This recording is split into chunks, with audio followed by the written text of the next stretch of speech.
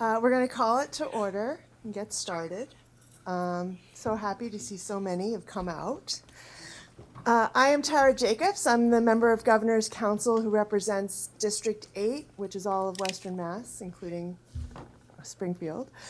And I want to thank everyone for coming out for this public hearing. Am I too close to this thing? For this public hearing for Governor Healey's nominee to the Massachusetts Superior Court, Attorney Tracy Duncan, who I think most of you probably know.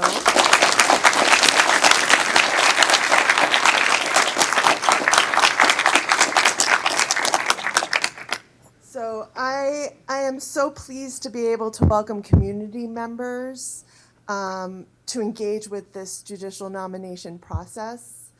For me, it's an opportunity to bring Boston and the State House out here to Western Mass for us to all be able to engage and participate.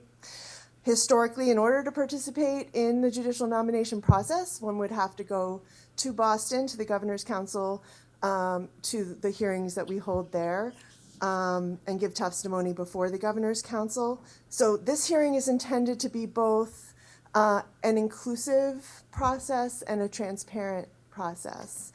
And I hope that it will inform the public in how we get our judges. This is an informal public hearing. There will be a formal and official public hearing of the Governor's Council this Wednesday at 1:30 in the Governor's Council chambers at the State House.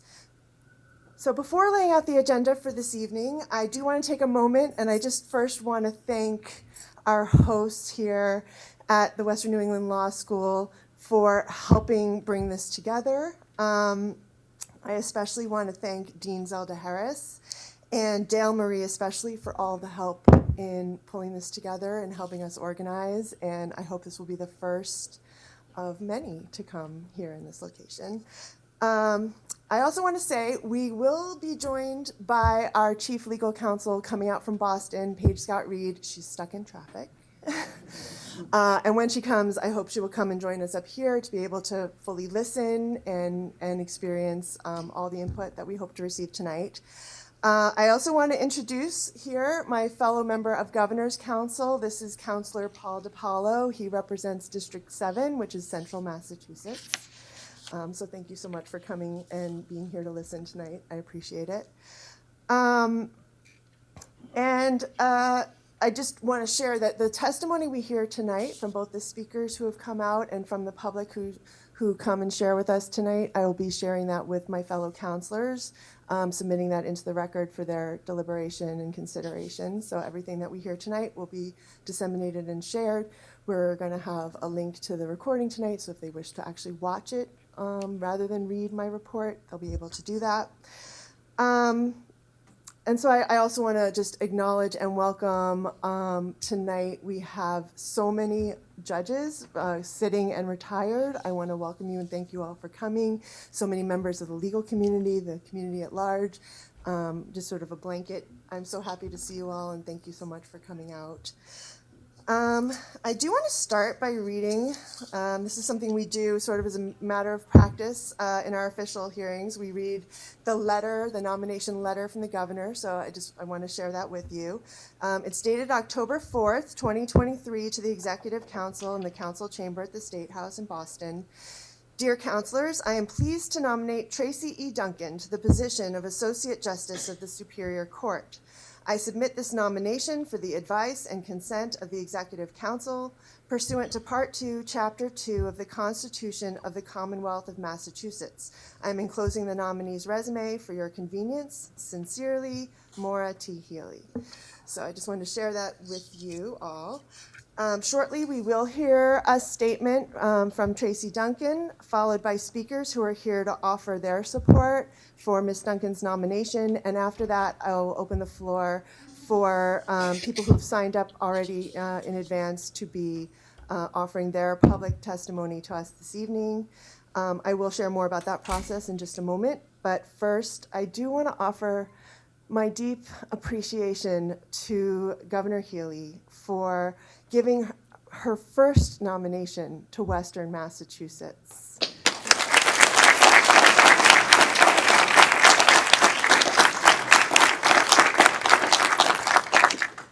and not just any candidate, but one who meets all the elements and criteria that I had hoped to see represented on the bench. So with this nomination of Attorney Tracy Duncan, we have a woman who has grown up and lived and worked in Springfield her entire career, a woman who has been engaged with the community doing good work and making a difference and is of the community she serves, a lawyer who for 30 plus years has worked diligently in criminal defense and additionally brings experience on the civil side as well, and a historic nomination, as Tracy Duncan, if confirmed, will be only the second woman of color to join the Massachusetts Superior Court in the history of the Commonwealth.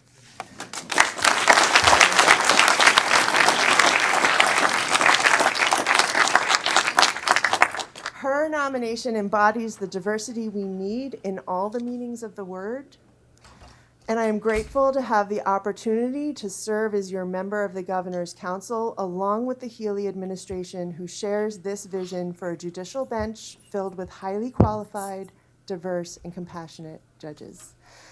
I will give Attorney Duncan the floor to share her statement in a moment, and then we will hear from the speakers here in support, and then those who've signed up to speak this evening who are sitting in the front row. Due to time limitations, we are limiting the number of speakers, but I do hope to hear from anyone and everyone who wishes to share with me their written testimony. So I encourage written testimony to be sent to me at my email at tara.j.jacobs@mass.gov. We have business cards if I said that too quickly and you want to grab my contact information. Again, what we hear tonight in open forum and what I receive in written testimony will be shared as part of the official packet submitted to the Governor's Council for consideration at the formal official hearing held by the Governor's Council at the State House this upcoming Wednesday. And lastly, I do want to extend a blanket open invitation to you all. The Governor's Council meets on Wednesdays at noon at the State House in the Governor's Council chambers on the 3rd floor, embedded in the executive offices of the Governor's Suite. And our assemblies are public, and you're welcome to attend. So I extend that invitation to you all. And with that, I turn to Nominee Duncan for her statement. Good evening, everyone.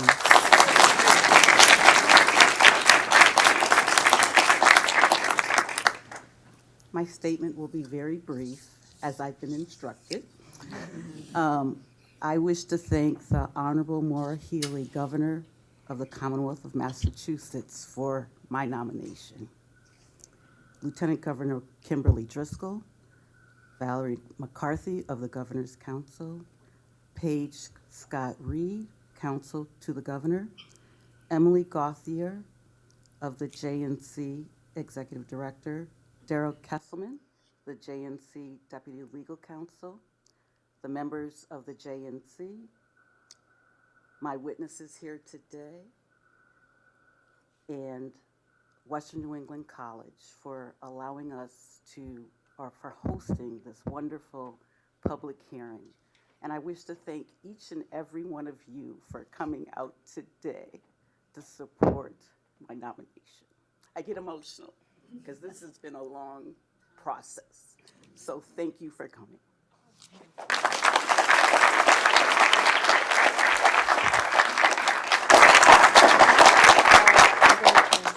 Speakers who come out tonight. I'm going to call first the Honorable Tina Page, retired Justice of Superior Court. I'm just as emotional as Tracy. Good evening. It is with great honor, pride, and emotion that I present these remarks on behalf of Attorney Tracy E. Duncan, a woman I've known for close to 30 years. I'm Tina Page, a retired Justice of the Superior Court. It is so good to see many of my former colleagues here today, and thank you for your support of her nomination. And let me thank the members of the community who chose to come today and support Attorney Duncan. A special thank you to Governor Healey and her staff for this nomination, State Representative Bud Williams, and to Councilor Tara Jacobs, who, in her imitable style, has hit the ground running in presenting her first candidate for a judgeship. Last but not least, I must thank a group of formidable women, lawyers and 4 retired judges, one of whom is here, who just did not stop. We would not stop until we got the job done. And now on to Attorney Duncan. As many of you know, I presided over primarily criminal cases here in Hampden County. There was a time when, if an evidentiary matter was assigned to a judge from the infamous first session, that our court officers would have the file before the judge got it. Usually my first question was, who are the attorneys? Because that would give me some kind of an idea as to how my day was going to go. When I was told Attorney Duncan was representing either one or the defendant, I knew I was in store for a direct, no-nonsense, straightforward questioning from an attorney and argument from counsel who knew the law. It was always a pleasure to have Attorney Duncan in my courtroom. She did not beat around the bush and avoided the histrionics that many lawyers engage in. But in thinking about today, 2 significant cases that Attorney Duncan tried before me came to mind. In one of them, Attorney Duncan's client was charged with a series of armed robberies of fast food chains. The defendant was in his mid-30s, and the people working there were young, single mothers, and of course not making a lot of money. Most of the robberies occurred late in the evening or in the early morning hours when the store was empty and there was minimal staff. A jury convicted the defendant, and as you can imagine, the victim impact statements were very powerful. Before sentencing, I had an opportunity to review the defendant's record, and lo and behold, this guy had made a living by robbing stores all his life, and so I sentenced him accordingly. About a year later, Attorney Duncan and I and other lawyers and judges were on a panel involving women in the law in this building right outside of this moot courtroom. And one of the audience members asked Attorney Duncan, how do you deal with your clients being sent to state prison, losing cases, and having a defendant found guilty? And Attorney Duncan responded and said, well, my first case in the Superior Court, Judge Page down here, gave my client a life sentence. The reaction from the audience was the same. And I have to tell you, I was stunned for a couple of reasons. First of all, never, ever could I have guessed that this was Attorney Duncan's first criminal trial in the Superior Court, because she was very polished, and there was none of the nervousness that you normally see from a young, inexperienced lawyer. I would not have changed my sentence, but I greatly admired her fortitude from then on. The second case I will put in the hell hath no fury category, and Tracy has responded to that because I think she knows what case I'm talking about. Well, this woman was upset because her former lover had a new paramour. So she decided to break into the woman's home, and it was about 11:30 at night. And when she broke into the woman's home, she noticed a pan on the stove, and in the pan was hot grease. So she picked up the pan, went into the woman's bedroom, and poured the contents of the pan on this woman. It hit the woman and her young son, who happened to be sleeping in the bed with her. Let me just digress and say that I checked, all the appeals have been exhausted in these cases, so I can safely talk about them. But anyway, so there were serious injuries in this case. It was jury waived.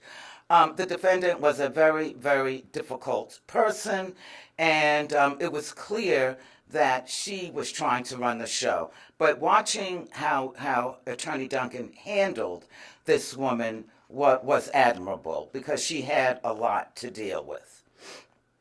In all honesty, there's no need for me to speak to the need for diversity on the bench, specifically in the Superior Court, because as Councilor Jacobs has already indicated, the numbers speak for themselves, as do the demographics here in Western Massachusetts. What I can speak to is the following.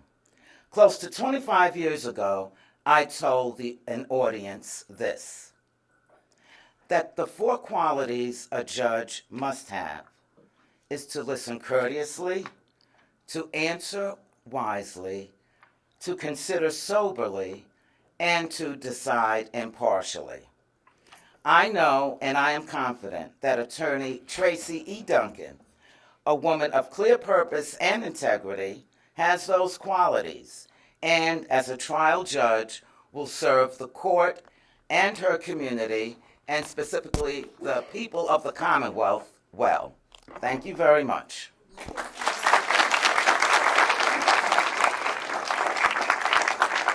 So,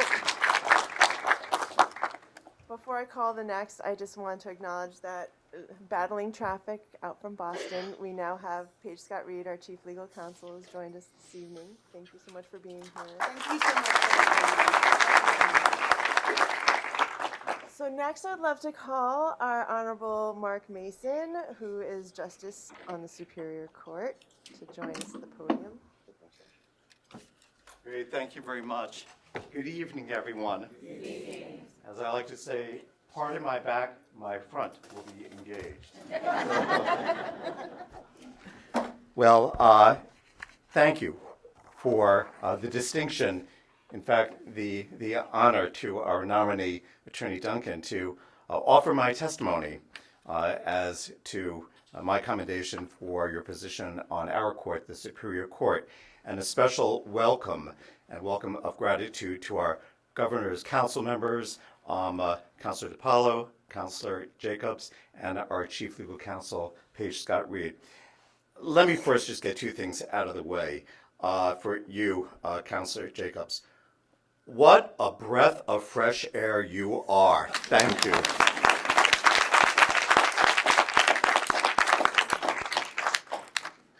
And about our nominee, it is about time. And now, Attorney Duncan, is your time. This is your moment. For those of you who do not know me, I'm a judge in the Superior Court, where I have sat in Western Massachusetts, principally in Springfield, for the past 9 years. And before that, I was a judge in the Springfield District Court, in fact, the busiest district court in the state, for a period of 6 years. And so over the past 15 years, I've seen a lot. In fact, I have the dubious distinction of being the longest standing, and I'm actually standing, I'm not sitting, I know, the longest standing judge who currently works in the Roderick L. Ireland courthouse. When I started, I was 6'2" and a full head of hair, but there's nothing in the air, okay, whatsoever there. And during that time period, literally thousands of attorneys have appeared before me. That was just within the first week in the Springfield District Court. But thousands of attorneys and tens of thousands of cases. And from day one, there was one attorney who truly stood out in my mind. And that attorney is our nominee, Attorney Tracy Duncan. I quickly learned, while I was sitting in the district court, that Attorney Duncan is an individual not only of extraordinary intellect and patience, but she's balanced. And balance is something that we need in a judge, for you are a balanced advocate. And apart from being balanced, there was this inherent sense of wisdom that I always had about Attorney Duncan, and I think that many of those in the room know what I am talking about. And as the years progressed and then I became a judge in the Superior Court, I more fully appreciated all of Attorney Duncan's gifts. For they are gifts that Judge Page, my colleague, has referred to, and the ability to weave the facts, sometimes intricate, of a case into the law, which sometimes can be murky at best, alongside your client's interest and victims' rights, with mindfulness of opposing counsel's interests as well, to weave that all into a sense of justice that for some reason made perfect sense, that was balanced, that reflected, in my mind, justice. And all of this was done in a manner that clearly reflected your true commitment to public service. Today, in the past few weeks since you've last appeared before me in the first session, I could always count upon Attorney Duncan to be forthright, to be honest, to be pragmatic, and to be respectful. These are all qualities that we don't just look for in attorneys, but which we look for in our judges. And I know that all of you behind me who I can't see, I was going to tattoo an eyeball here, you're all nodding in agreement. For 30 plus years, as Attorney Duncan likes to say, and longer for some of us, we have traipsed up the stairs to the Roderick Island Hall of Justice. And there on the side of the building, there's an inscription. Now, I haven't heard anyone talk about that inscription now in decades. So I think it's fair game, okay? Because we used to talk about this all the time.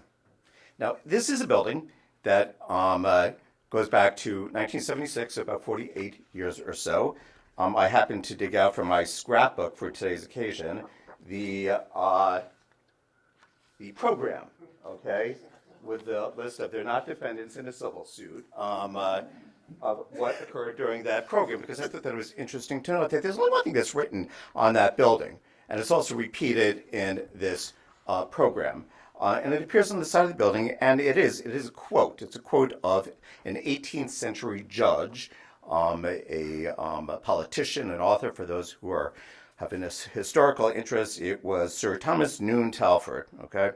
Fill the seats of justice with good men, I'm going to say good people, but not so absolute in goodness as to forget human frailty.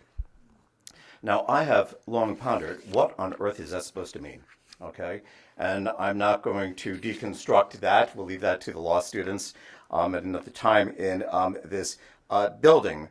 And there are many who might believe that it means something that I don't think it means at all. It doesn't mean fill the halls of justice with people who are going to be soft on crime. That's not what it means. To me, what it is it's a reminder, okay? It's a reminder, something that I have learned, and that is that justice can and is oftentimes highly malleable, okay? It is a dynamic force. It is a very fragile concept.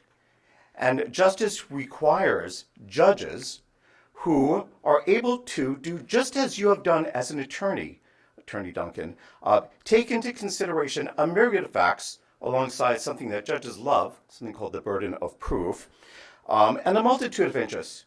Victims' rights, criminal defendants' constitutional rights, the rights of plaintiffs and defendants in civil matters, witnesses' interests, jurors' interests, all of those matters, to take those all into consideration in a manner which is balanced and wise, qualities which you were born with.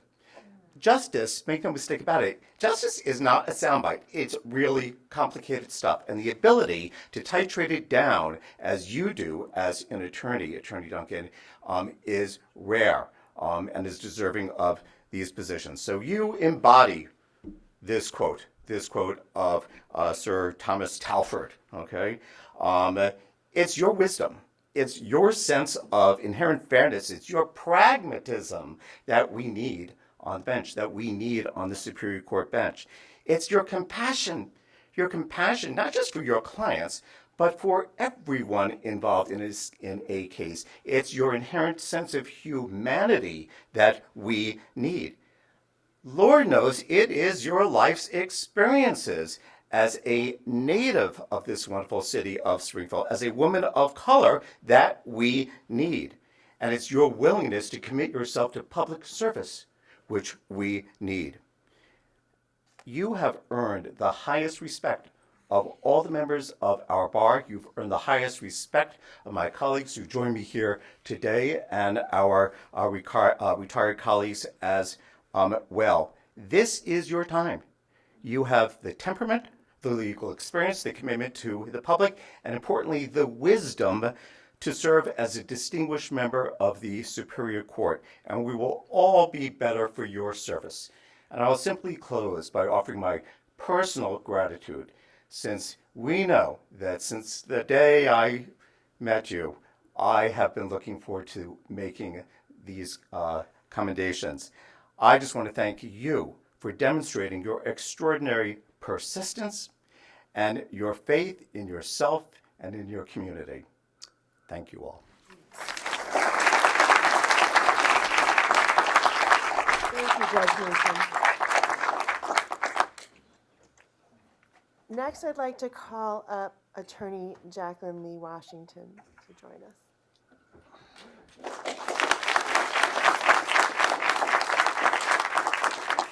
Good evening, everybody. Good evening. I am Attorney Jacqueline Lee Washington, and I am here enthusiastically to support Attorney Tracy Duncan as an Associate Justice of the Superior Court. And I say, it's about time. I met Attorney Duncan in the early 90s, shortly after I passed the bar exam. I don't quite remember exactly where we met, but I do remember that she was the perfect person to meet at that time. I didn't know or quite know what I wanted to do, and she had an office on Wilbraham Road over Dan Brightwell's insurance agency. Attorney Duncan is kind and helpful, and that's the way she was with me. She let me use her office to make copies, to make telephone calls, and to send faxes. After that, I was hired at the Hampden County District Attorney's Office, and we eventually tried cases against each other. Attorney Duncan is a formidable adversary who truly believes in her client and preserving her client's constitutional rights. She is very respectful to prosecutors. She's respectful to judges as she fights for her clients. She always filed the appropriate motions in our cases, and she is a logical thinker and is skillful at trial. As a defense attorney, I have seen Attorney Duncan when we were conferencing clients' cases down in lockup. I can say that Attorney Duncan is also respectful to her clients. She's kind and respectful to all at the courthouse. In addition to the judges and lawyers, she includes the court staff and court officers, and everyone in the courthouse understands and admires her kindness. Now, outside of the court and law, Attorney Duncan is about the people. She belongs to several organizations which are dedicated to service. And I cannot think of a time when she was not involved in community service. She's well respected outside the courthouse. Attorney Tracy Duncan will be a fine judge. She is smart. She is well grounded. She's stable and mature and discerning. Her talent and wisdom will be a great asset to our judicial system. Thank you.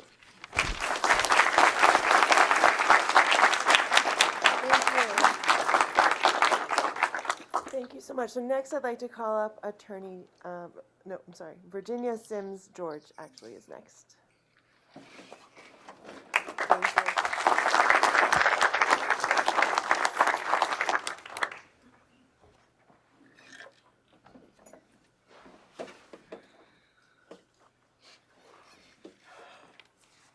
Good evening, everyone.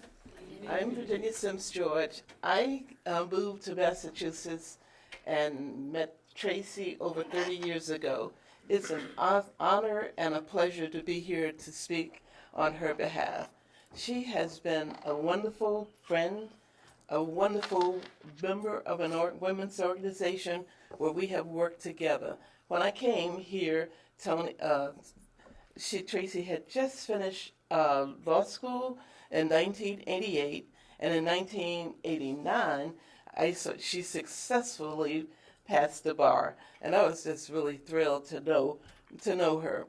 She took the time to think carefully about her life and what she wanted to do, and she finally made a career decision to become a criminal defense attorney, and she implemented her plan.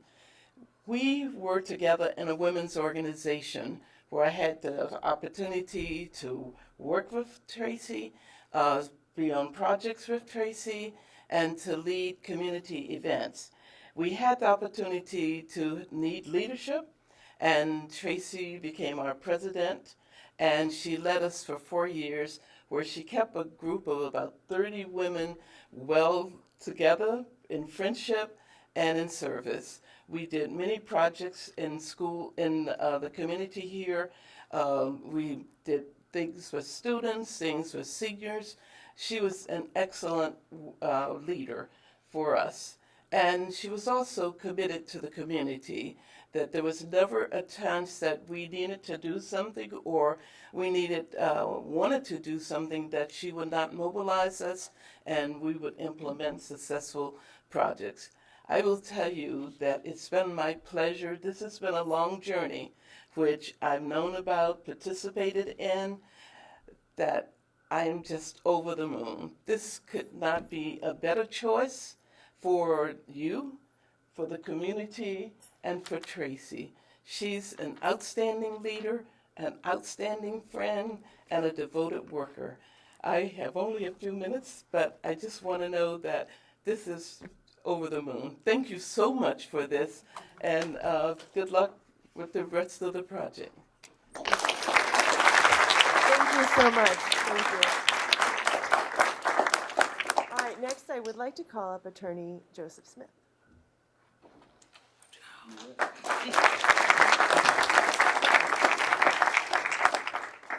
Thank you for allowing me to speak. It's with great pride and enthusiasm that I give my full endorsement to one of the 3 minority lawyers that practice regularly in the Superior Court in Hampden County, Hampshire County, Franklin County, and every other county that's in Western Massachusetts. There's only 3 of us. It's lonely out here for us.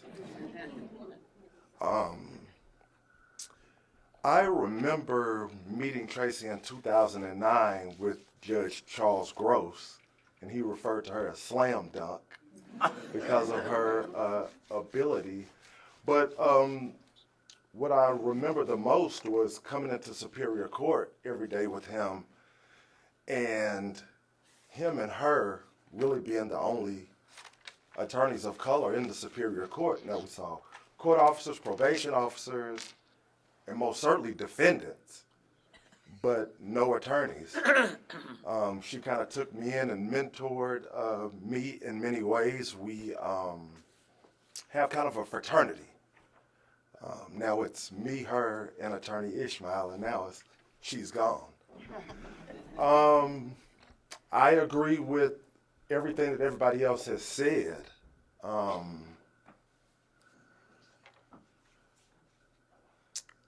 I would add this. She put in the work. She did the trials. She did the motions. She deserved it. I'll also say this. Tracy has the perfect blend of zeal and diplomacy. And I'll say, I don't think I have the perfect blend of zeal and diplomacy. And anybody that knows me will probably agree with that.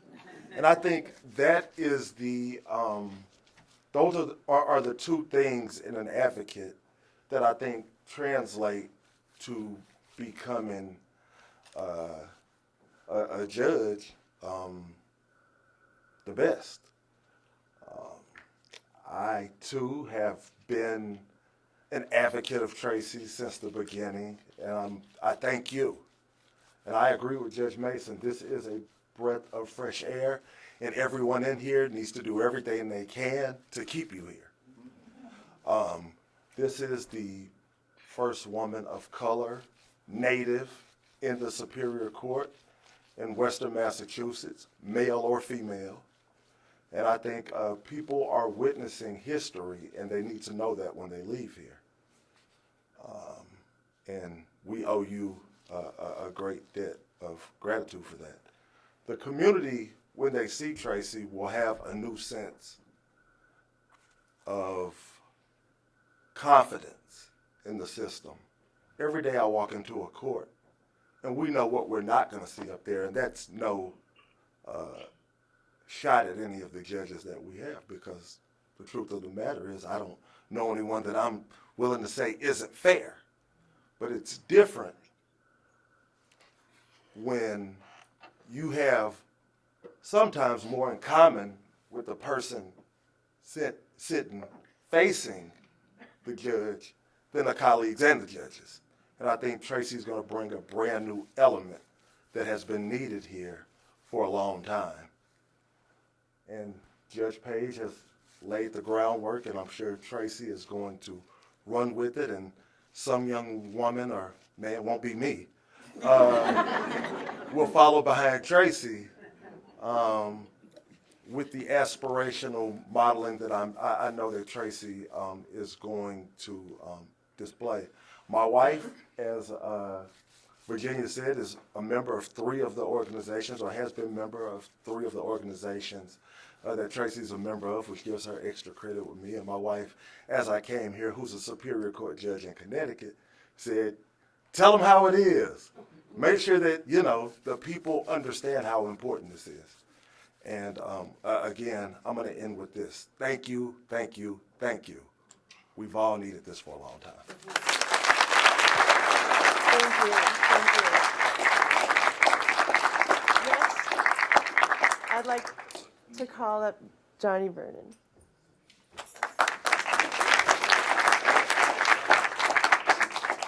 Good evening.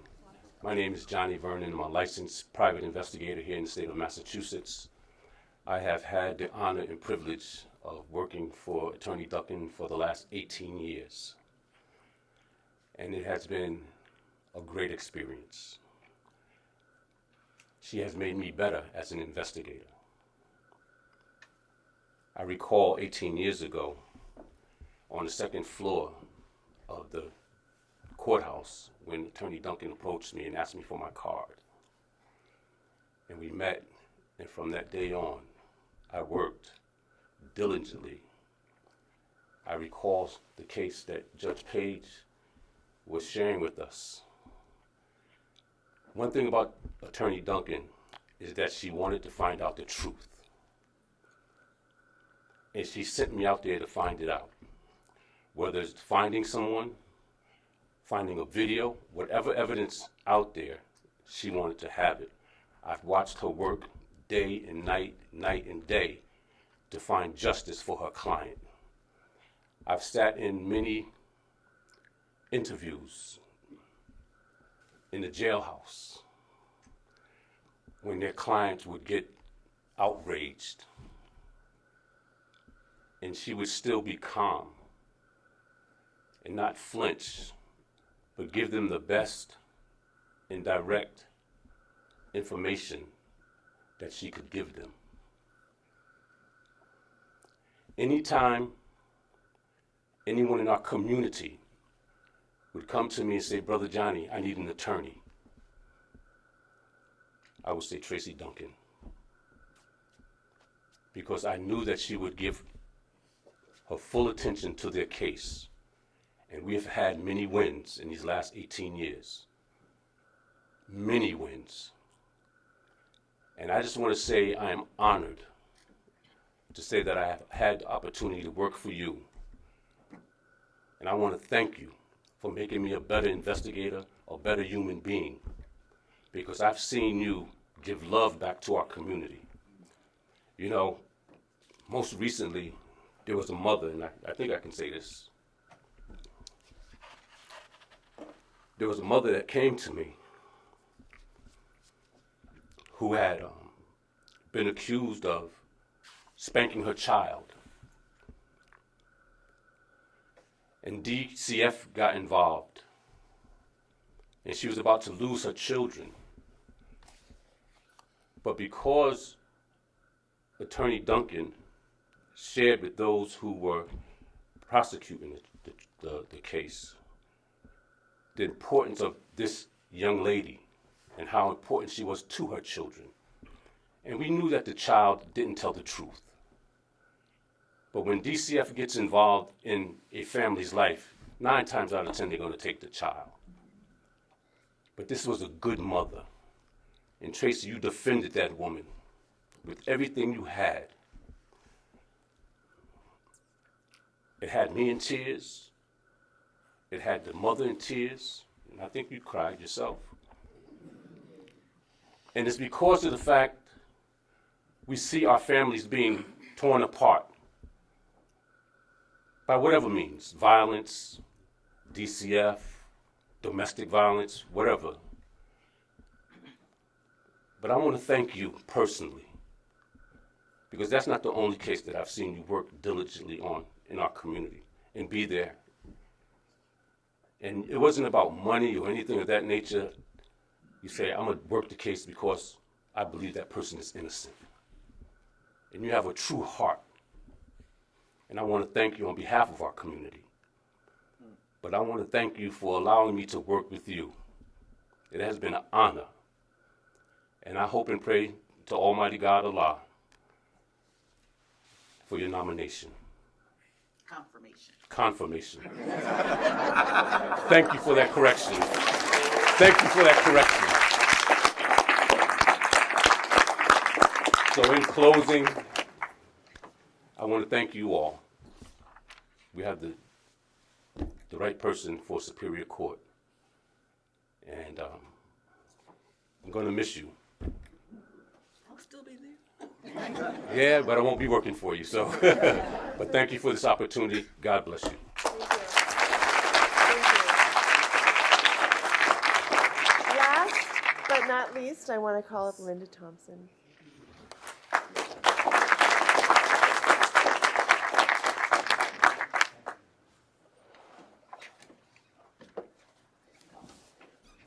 I want to say this is a fabulous attendance. Thank you so much for coming out to support Tracy.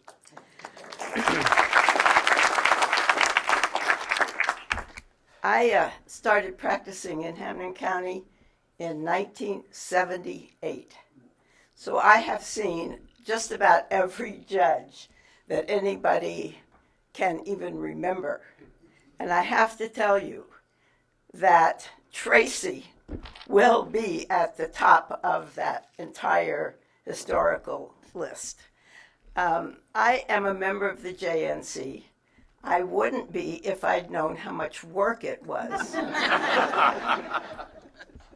But in that capacity, I had the opportunity to consider Tracy and to do due diligence on Tracy. And I want you to know that in doing due diligence, one of the jobs of the JNC is to find out if there's any dirt. Do you have clay feet? What have you done that has upset the community or the bar or your opposing counsel? I failed. I didn't find anything, and I looked. That was my job. So I just want to say that in the presentation of Tracy's due diligence and in my panel that I worked on, I had one of the commissioners say, "That is the most straightforward, honest, and real person I have ever seen." And I think you'll be that kind of judge, Tracy. And I'm so glad that you're going to be a judge. I have no doubt.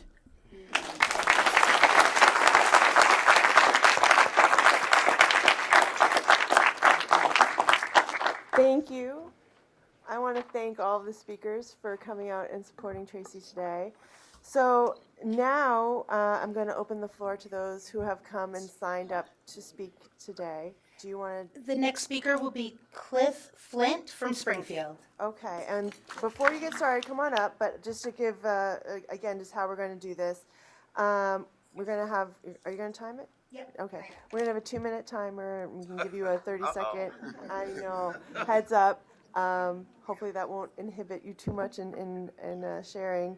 And I just want to repeat once more for those who maybe are not comfortable with public speaking or for whatever reason, please, if you have testimony you do want to share, please email written testimony. Again, I'll give you my email to tara.j.jacobs@mass.gov, and I'd be very happy to receive it. So please, sir, you have the floor. Councilor Jacob, other councilors, Attorney Duncan. It is indeed a pleasure to be here in support of Tracy. I've known Tracy for a lot of years. And the judge spoke of consistency. And I have just always been amazed at Tracy's consistency. How gentle she can be, how quiet she can be. And it was interesting to see that as in her early years, before it became professionally, whatever it is that you want to present to the public. It was just Tracy. Her ability to listen to people, to arrive at decisions, and to make people feel good about their decisions, even when she didn't even agree. And that has always been one of her strongest points. Fairness has always been something that was important to Tracy. No matter what the condition was, she wanted things to be fair. She wanted things to be just. Tracy has always had a genuine caringness for the welfare of people. And the awesome responsibility that sits on the shoulders of a judge, 30 seconds. to me, requires one to be just and fair, and to be certainly imbued with the spirit that justice belongs to all people. And that is one thing that Tracy certainly stands for. And Tracy, I wish you the best. Thank you so much. Next, we'll have speaking Don Frank, who is from Northampton but practices in Springfield. Attorney Don Frank. Welcome. Thank you.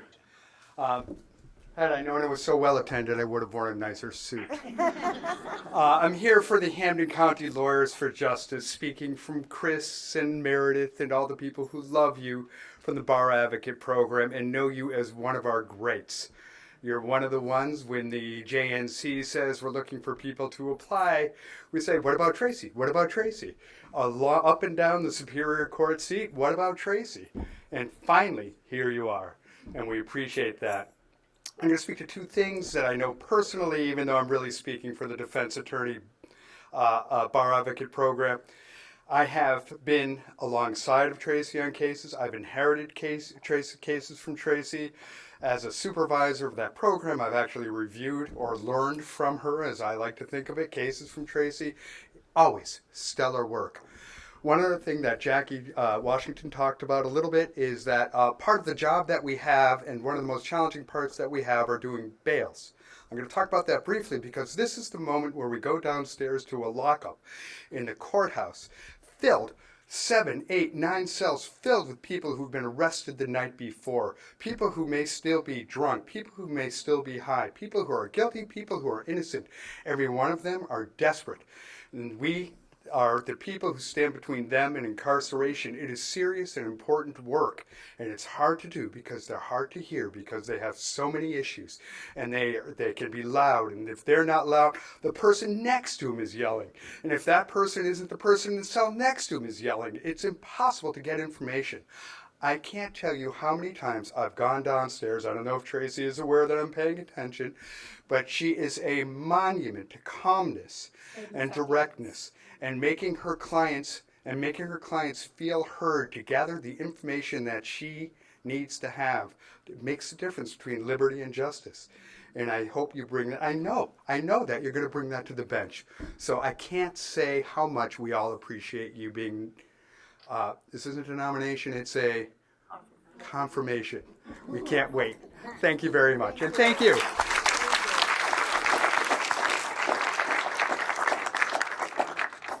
Next, we'll be having Judge Constance Sweeney speak from Springfield.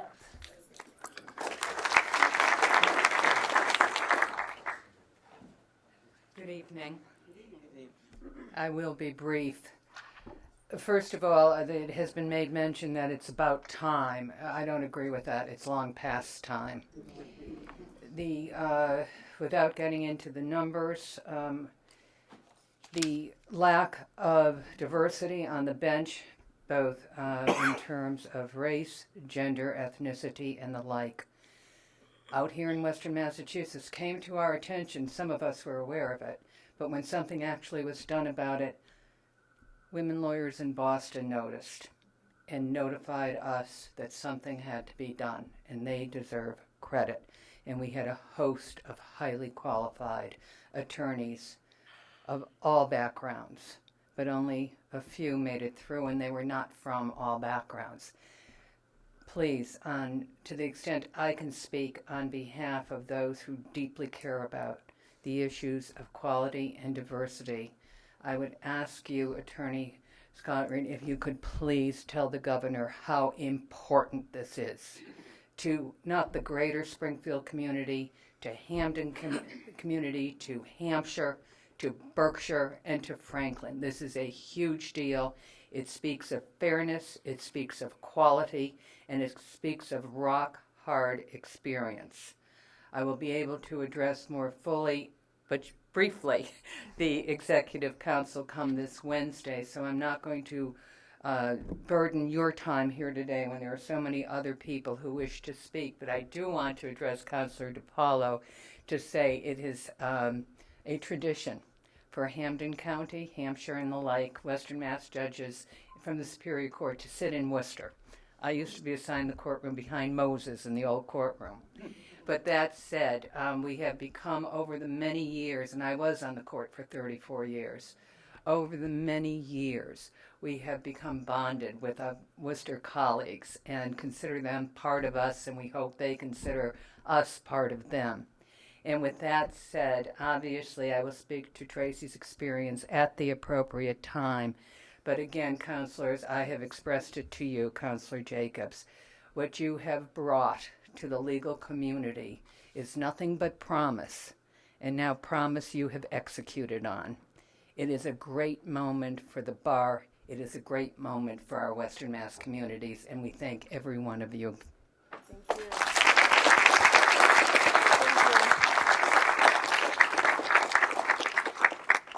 Next will be Rhonda Latney, I'm sorry. Good evening, everyone. Welcome. Thank you. Thank you for this time. I am what they call maybe the public person or the common person. And I'm here speaking for the voice of a people, and especially of what I have witnessed within the court system regarding a case that was very dear to me regarding a 109-year-old person who was a victim of elderly abuse, fraud, and scam. And if you are going to bring back and restore the justice, the impartiality, the fairness, and everything that you say that a court is supposed to do, because I have not seen that, and I've been there since this case, then I hope you can get on that case to change, to put the faith back into the public, back into the people, that regardless of what your social economics is in this country, in the Hamden Court, we will have fair justice. Thank you. Thank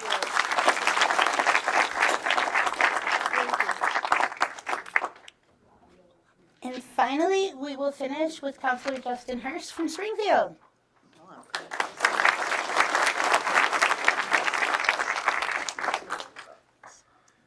Thank you.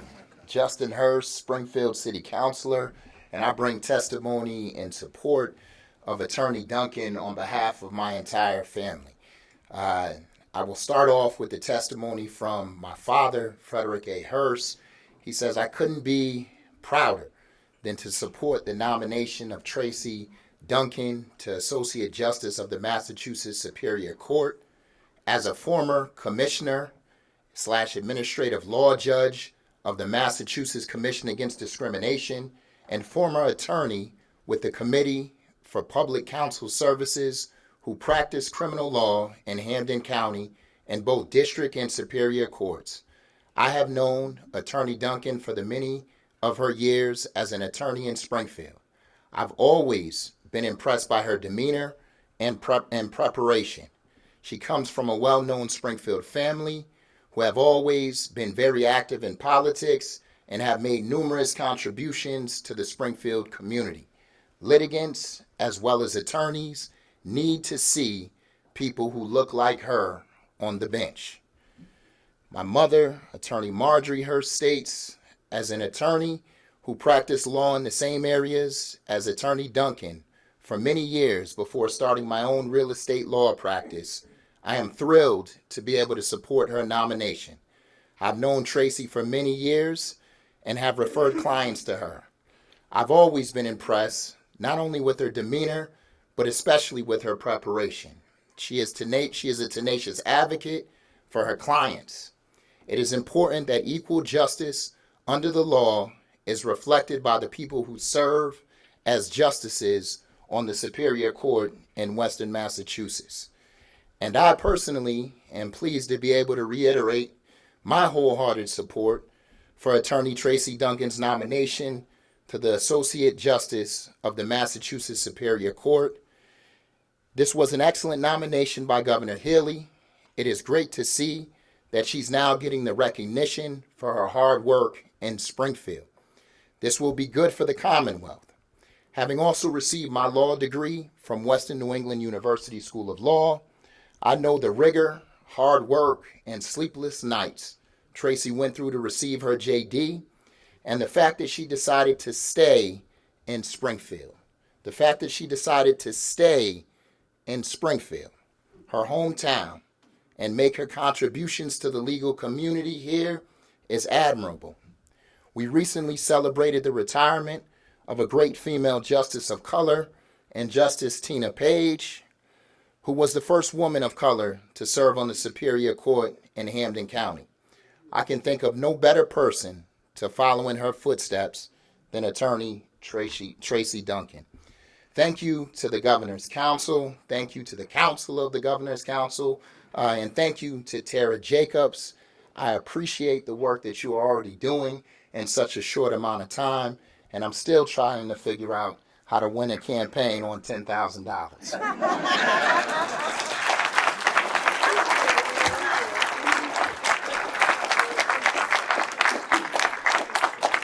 We'd like to have one more speaker, Carol Moore Cutting, who is a local business owner of a local radio station in the area.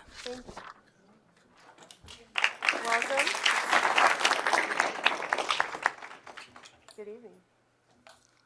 Good evening, and thank you for the opportunity.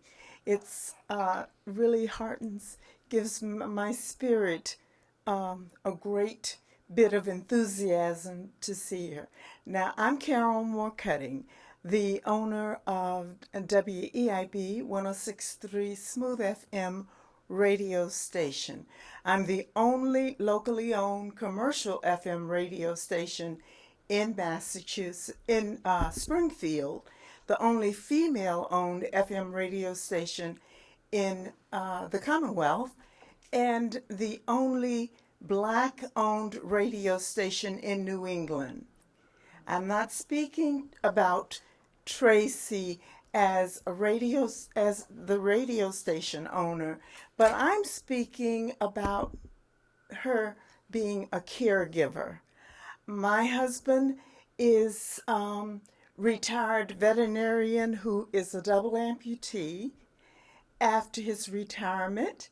And Tracy was a caregiver for many years. And I'm speaking about the caring, the compassion, the good spirit, and the wonderful things that she did and does and will do, I think, to support caregivers such as myself and many others. And I thank you for the opportunity, but I did want Tracy to know how much I appreciated our conversations, sharing and encouragement. And so, wishing you well, God bless you, and thank you very much. Thank you. Thank you so much. Okay, well, with that, that concludes this evening's proceedings. I want to thank everyone again for turning out, for standing up and sharing. Again, send me your testimony written if you didn't get an opportunity to speak this evening. But thanks so much for coming out and engaging with this process. So I hope we get a chance to do this again with more Western Mass nominees. But have a great night. Thank you so much.